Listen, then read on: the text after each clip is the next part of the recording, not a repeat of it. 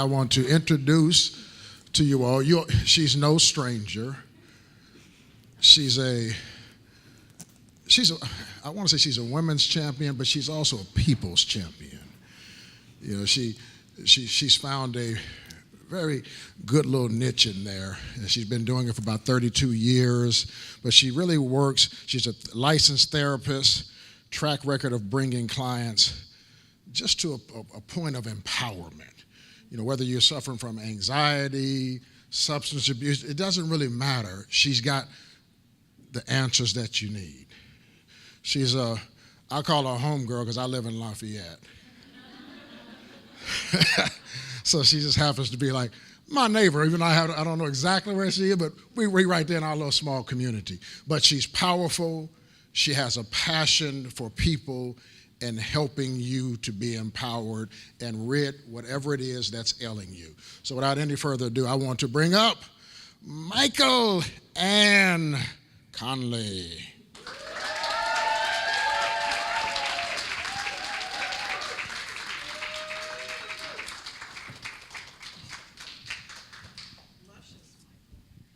Yes. I come packing. I'm on the tail end of whatever's going around, so I got my protection there.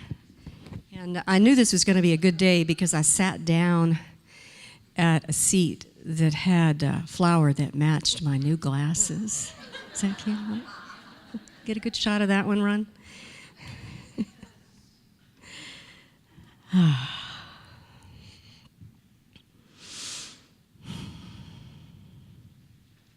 A man stepped up to the podium. It was a hot, muggy day. People were tired. They wanted to go home. He began to read his speech. It was good, but something was missing. And from behind him, a woman's voice, a friend, called out. Tell them about the dream, Martin. Tell them about the dream.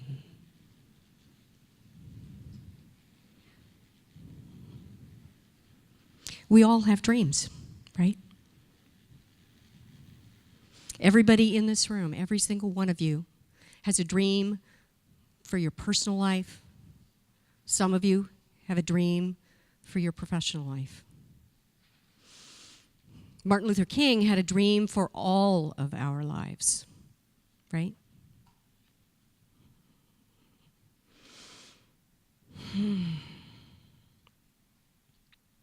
One of my dreams is to live in a world that's safe for women.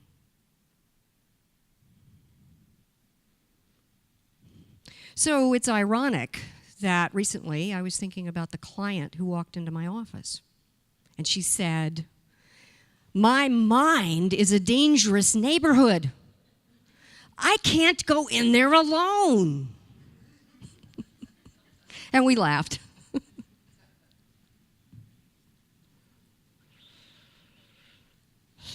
A dangerous neighborhood. Abandoned buildings, windows broken, walls marred with graffiti and bullet holes. And that was her inside. She felt abandoned, she had felt broken, and her internal walls were marred by the graffiti of negative self-talk, and the bullets of self-blame. Now, is there anybody here who finds this familiar or knows someone who's ever had a demand on yourself that was so high that nobody else would ever expect of you, but you expected it of yourself? Yeah. Hello. Well, that was the dangerous neighborhood that she was talking about. which was the bad news. The good news was she was excited about the discovery, and I knew how to help her.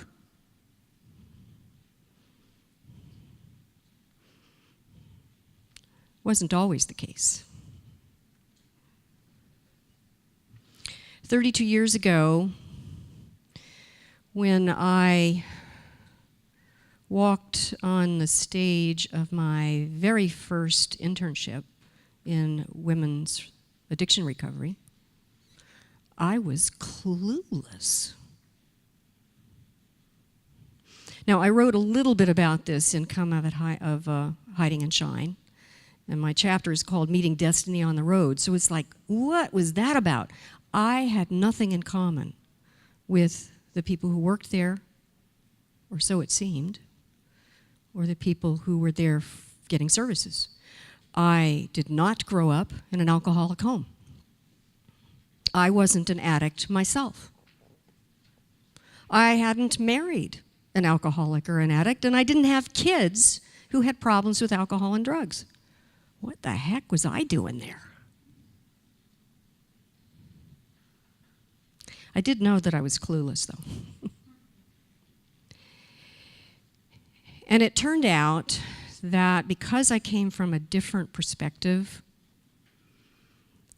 than the community that I had entered,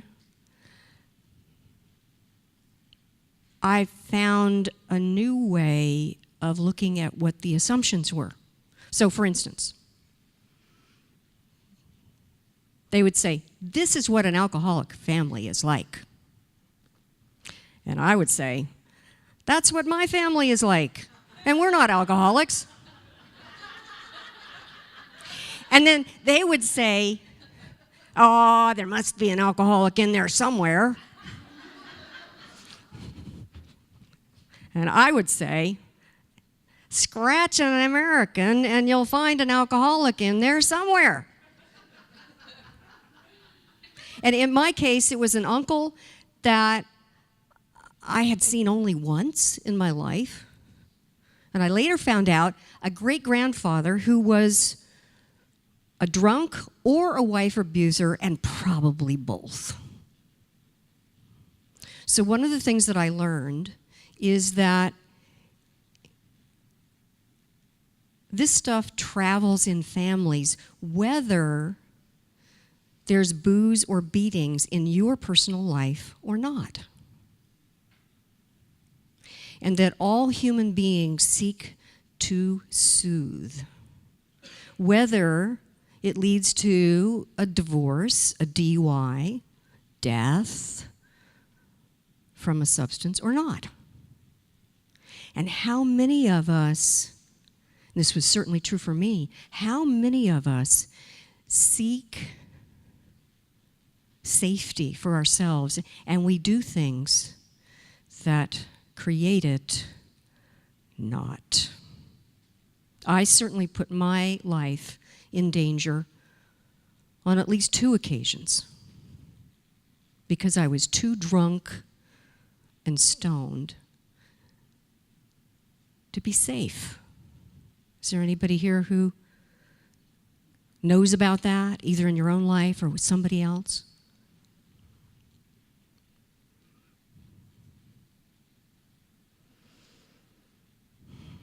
So I had a sense about how to help my client. And we entered into a journey together. It wasn't always fun.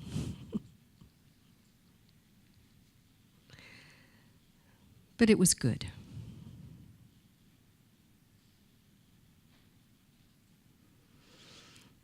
Today, my title is From Pressure to Pleasure, Redesign Your Holidays.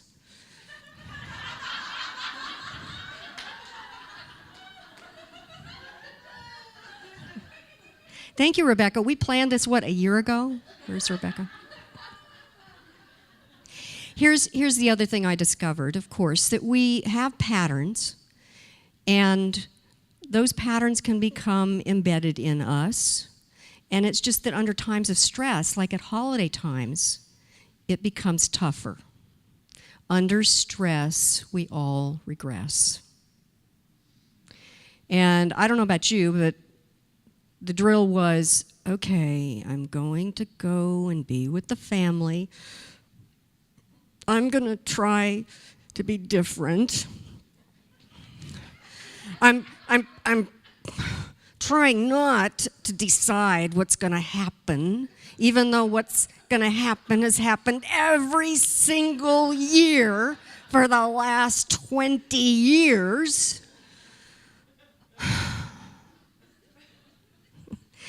And then, of course, there's always a holiday happening somewhere.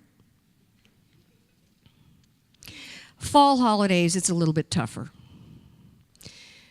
Because, well, we could start, when do we start? I lived in New Orleans. There's a holiday every month. And a lot of drinking and stoning. But in general, you know, in the fall, we have, starting with the Days of Atonement, boom, boom, boom. It's like a freeway. And before you know it, like, zip, you're already at New Year's and you're going, what happened?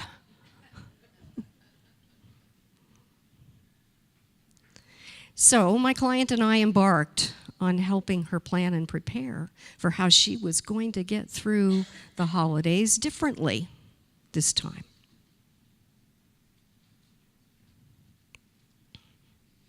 One moment. Oh, this is a speaker skill that I don't have. Yet. Thank you. Can everybody see that? Self. Oh, we'll keep the same color for this one. So in my work with women who are dealing with substance abuse, what I came to realize is they really were trying to manage anxiety and overwhelm. And the things they were doing to try to manage it was to numb themselves out. And sometimes it was sex, drugs, and rock and roll. But sometimes it was watching television, reading a book, going to a meditation class, or yoga. You're never going to get a DUI from going to a yoga class, are you? But the common thread, regardless of what the attempt was, the common thread would be the self-punishment.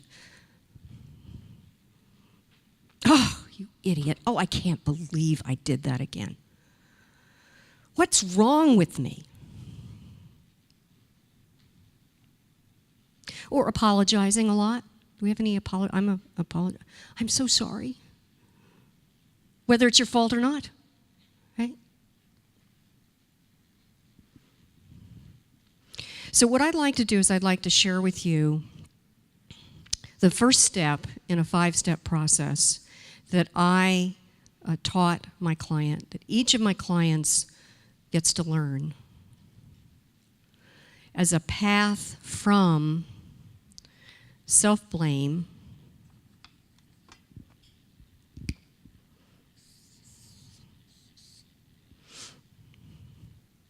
to what I call self-contact.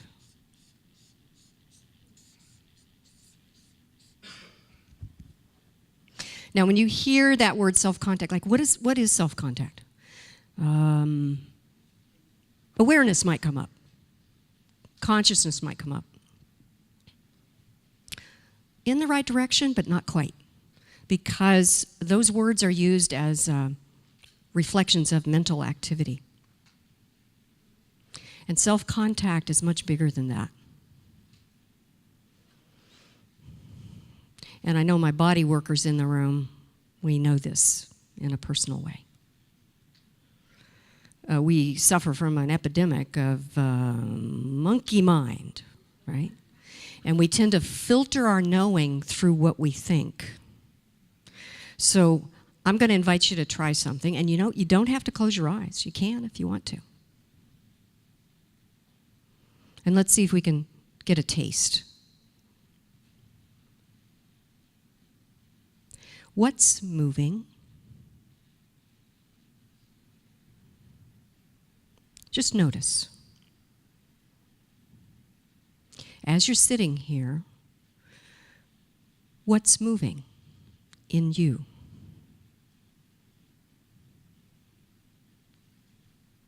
This is not an invitation to think about it. What's literally moving? Now, I'll give you some examples.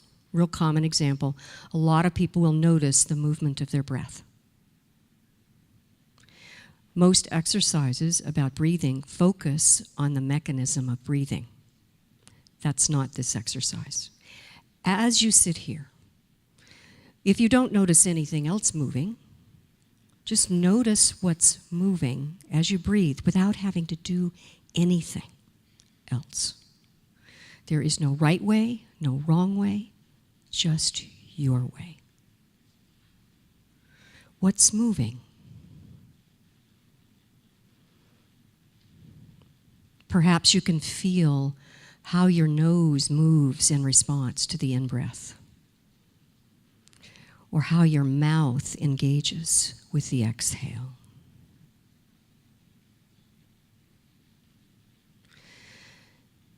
And then guess what? Breathing doesn't just happen in the front of us, does it? No. So, feel what's moving in your back. Can you feel the movement in your back? Maybe against the chair. Or if you're sitting and have your arm on the table, just feel the movement that's happening as you sit here without having to make anything else happen. It is natural in you. All life is movement, and guess what? Movements have thought, and thought doesn't happen without movement. So that's why I encourage you to let your body lead so your mind doesn't have to. We are trained to lead from our thoughts so much that when you're even asked the question, what's going on, often the responses I get have to do with what's going on up here, the content of what I'm thinking. But even as you sit here, knowing that your mind is thinking, can you feel any physical activity in your brain? You may not, because we lose that ability. And yet, being able to tap into what's moving in you, what's physical in you, is an antidote to self-blame. In teaching my clients to notice when the blame stuff comes up, to say, oh, where is this happening in me? It shifts the attention. Now, there's the second part that my client learned, which was, I can't go in there alone. And I want to invite you to consider not going into the holidays alone this year. So, Brandy, if you can pass out these handouts, I am offering a holiday habit makeover session.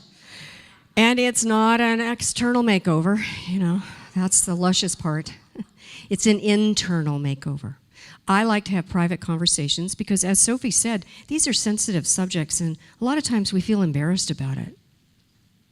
So if you're interested in having that private conversation with me, do fill out the form, and we'll get on the schedule and support you in getting through this holiday season free of anxiety, worry, guilt, and regret.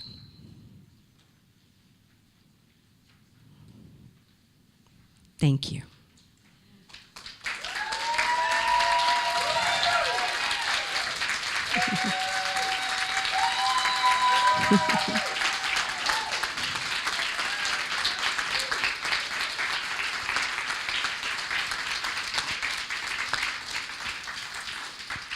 Powerful.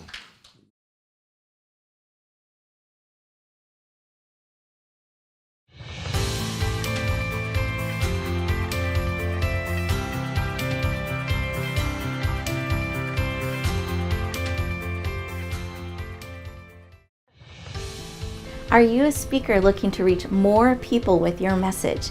You have a global vision that you want to touch the world and make a global difference. If so, I have an amazing opportunity for you. It's called the Speaker Talent Search. Again, that's the speakertalentsearch.com. You'll find all the details, but here are the highlights. With one application process, you get clarity on your message. You get to fine-tune how you want to reach the world.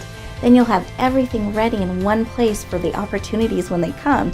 Second, we select you as a finalist. You get to come in and audition with a 7-minute audition, open up the door to hundreds of speaking opportunities. I hope you lean in. I hope you say yes. We would love to hear your message, help you touch the world powerfully. Again, that's the speakertalentsearch.com. We look forward to hearing your powerful message.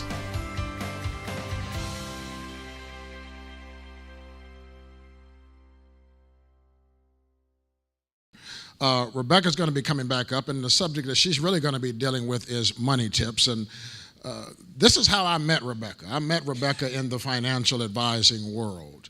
And one thing that I will say about her that really impressed me, not only was she very good at what she did, but most advisors talk about money. Rebecca talks about your life. And she always had a box of tissue handy, because those conversations were very powerful and they led to some heartfelt discussions that needed to take place. So I'm really looking forward for her to come forward. I'm also excited because she's talking about money tips right now during this holiday season. And being that this is technically a conference for women, I get to go home and tell my wife, Rebecca gave money tips for the holidays, and she said, do you really need anything else? No, don't spend any money. So without any further ado, my friend Rebecca Gruyter.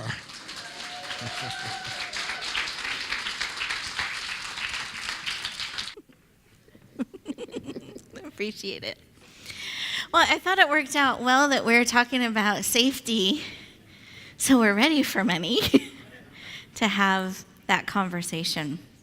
And we can find all kinds of money things come up during the holidays, and so I wanted to help you stand in your power around money, particularly during the holidays. So it's not something that starts haunting you into 2017 and becomes this New Year's resolution that you're dragging forward.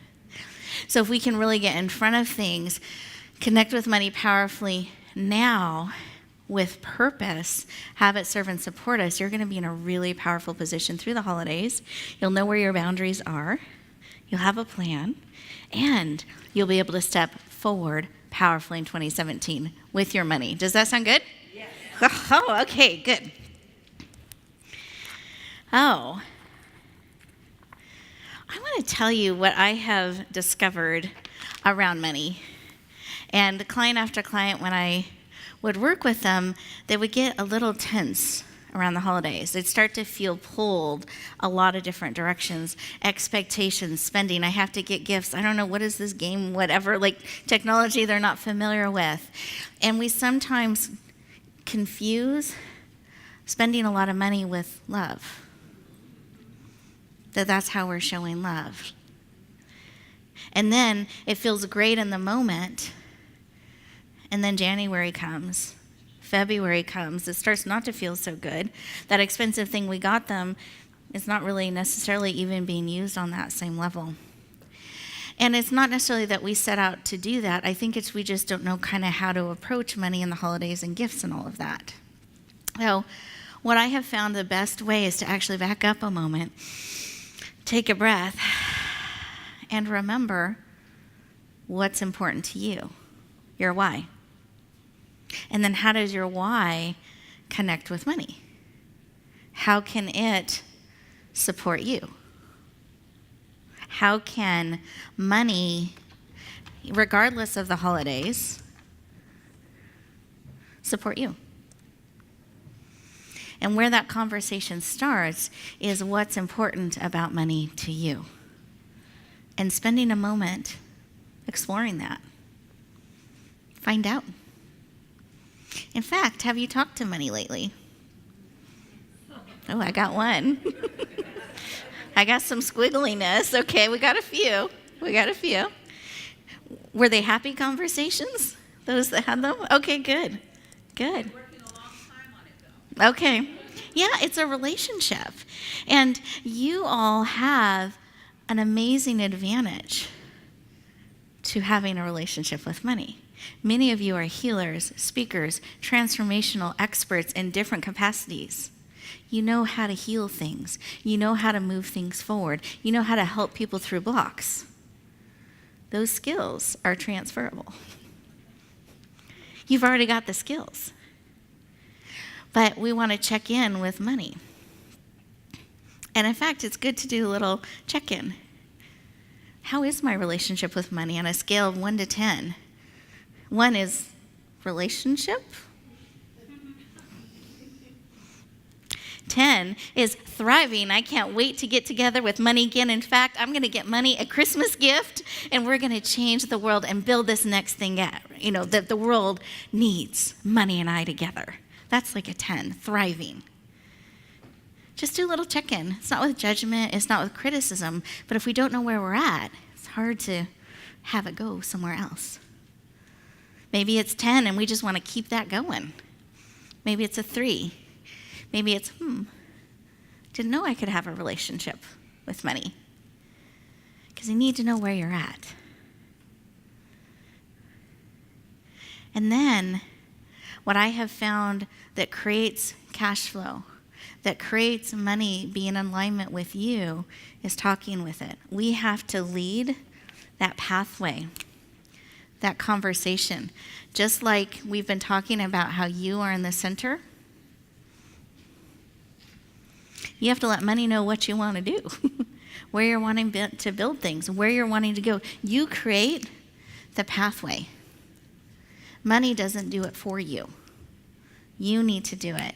You need to lead it. You need to figure out where you're going. But so here's where the magic happens.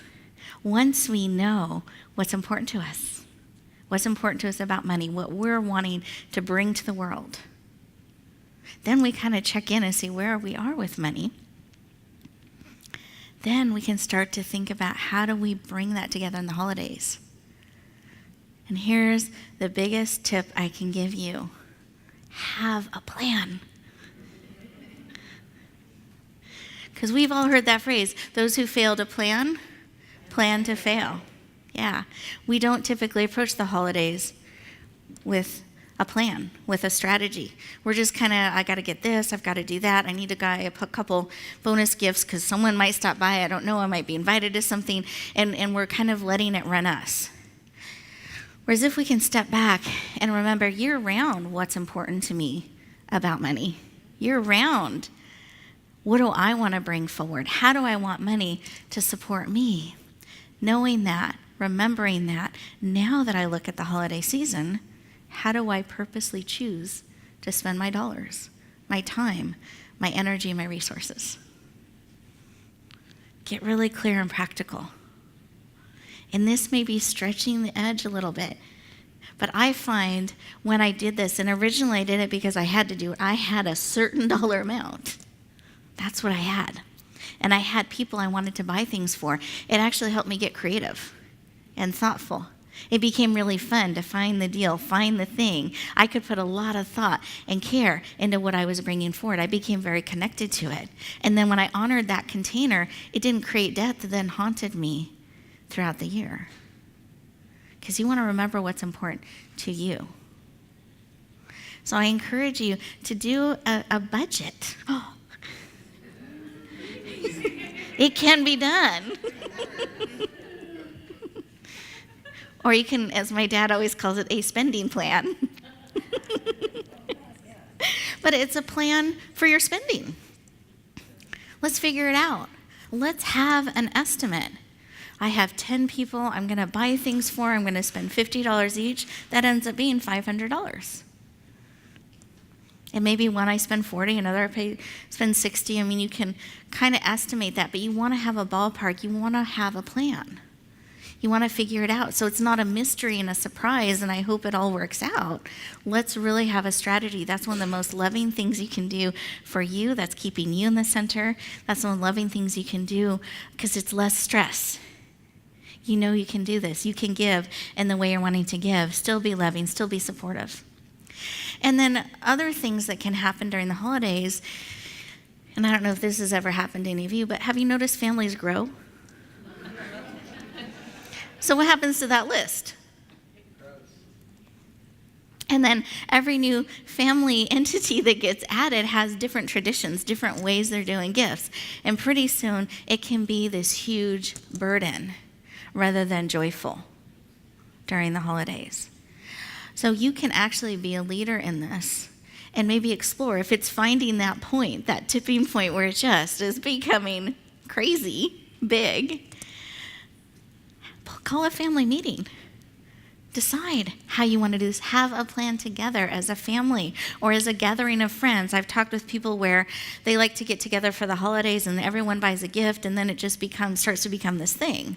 Whereas what they're really wanting is to come together, not having additional pressure. They want to celebrate together. And so they just called a team meeting, came together and said, no gifts. And everyone went, oh, good. Right? But sometimes we need someone to lead that conversation, open up the dialogue. You'll find in most cases people are relieved to actually talk about it. It's like the elephant in the room no one wants to talk about. But boy, it would take a lot of pressure off if we did. And we were very purposeful in the gifts or the way that we're celebrating as we're coming together. So the biggest tip I can give you is have a plan. Great. And open up the dialogue about how we're going to do these things. Some families will do a drawing where you pick one person and you buy a larger item instead of little gifts for everyone. Sometimes it's you buy it for the children. You just have to define the children because they grow up and multiply. So you got to check in periodically. And this is real. We want to be really practical as we're looking at this because if we can have those things understood, be on the same page, that relieves a lot of pressure. Then we're not saying the amount of buying or me buying a gift equals love. Because it doesn't. It can be a way of expressing it. It can be a way of sharing it. But you want to do that check-in. And if we don't check in on these things, they just multiply and we just kind of keep doing the things. And after a while, it can be a burden.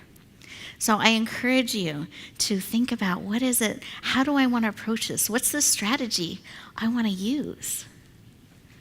What is the spending container that I have to bring the most joy and most sharing that I want to bring forward?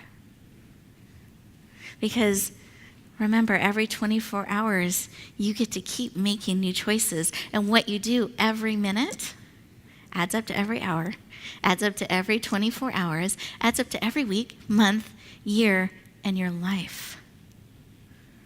Let's be purposeful in how we're dealing with our dollars, that they are in alignment with what's most important to us, with what we want to bring forward, the way we want to touch the world. Money is not this separate thing that we shove back here and we don't want to talk to. It can be something that supports us really powerfully when we have a dialogue, when we have a conversation, when we have a strategy and a plan that we're bringing forward. It doesn't just magically happen. We bring the magic. We bring the container. We show money, here's what I care about. Here's what I want to bring to the world. We want to have that dialogue with money, letting it know what's important so that we're building that together, not trying to hope it all magically happens, because we bring the magic forward during the holidays and throughout the year. Does that make sense to everybody? Okay. So what is the big tip again? Have a remember what's important about money. Remember your why. and have that dialogue, really be building that relationship to where you want it to go. And I had a quick activity I wanted us to do, and it's fun with money. I want you to think about if we're having money support us during the holidays. We're actually connecting with it, not hoping we don't have to deal with it. Maybe it just all kind of happens.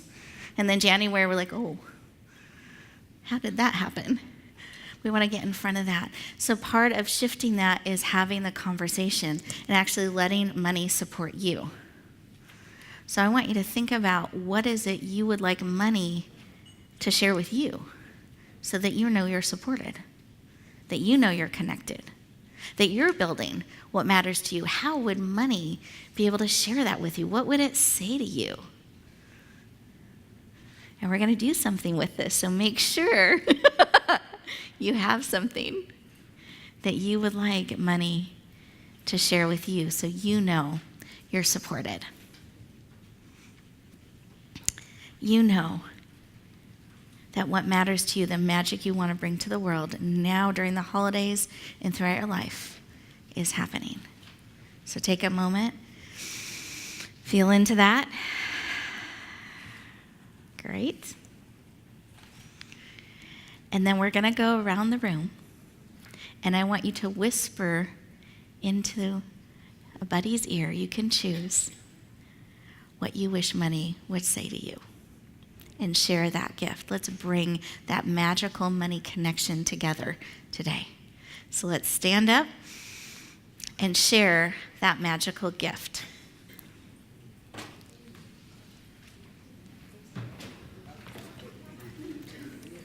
So whisper in the ears, heart-to-heart shares.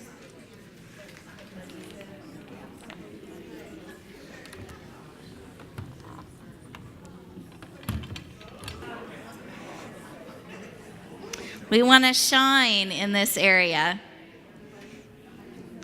What do you wish money would share with you?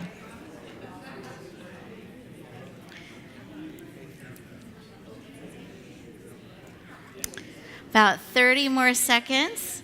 What do you wish money would whisper in your ear so you could have a magical holiday season?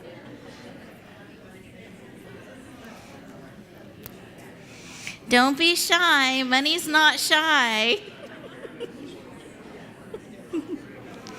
Create a safe space. Share that gift. Now, I observed something as you were all whispering in each other's ears or heart-to-heart sharing how you wish money would support you, how you can have that magical connection. I saw smiles. I saw hugs. I saw tears and connection that happened. And we can have that with our money during the holidays. We can carry that kind of energy, giving that gift to each other and bringing that forward. But what helps us do that is having some direction, having that plan, knowing where you're going. So here's an extra credit bonus opportunity I encourage you to lean in to during the holidays. I encourage you to open up the dialogue with yourself and with others. Really put together a plan, a strategy. Perhaps it's a $300 container, a $500 container, whatever it is, so that it really becomes a gift and not a burden as you go through the holidays. Have it be a gift that you can joyfully give. If it's going out and celebrating, really kind of have a container around that so it's not something that haunts you.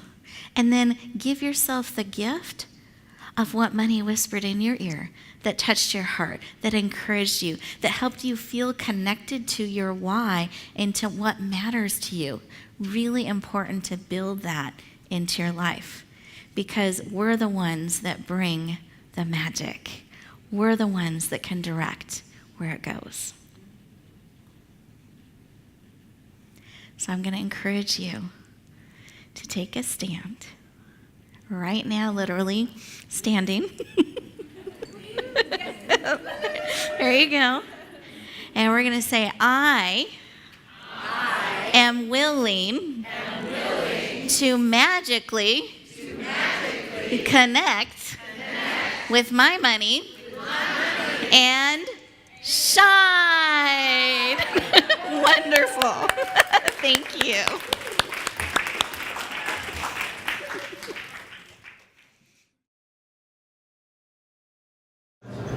What is it about Rebecca? Oh my goodness. She has been an incredible mentor to me. First off, she saw me. She sees me. And she has been so supportive of my mission to create safety for women inside themselves and in the world. And that's just been immeasurable. She really has my back, and it's been so delightful to be on this journey together, knowing that we're both intent on making the world a better place for us all. Rebecca, I love you. Hi, I am Jan Jorgensen, and I am so thrilled to give a testimonial for Rebecca Hall Gruyter. As we know, the voice of truth of the feminine wisdom is so needed now, and she's giving us not a little push, but a quantum leap to move past our fear and go out into the media and say what we know to transform reality through our voices. I'm Jan Jorgensen. I am founder of the SOAR Initiative and the channel owner of Women Helping Women Soar and TV host of Just Jan. Thank you.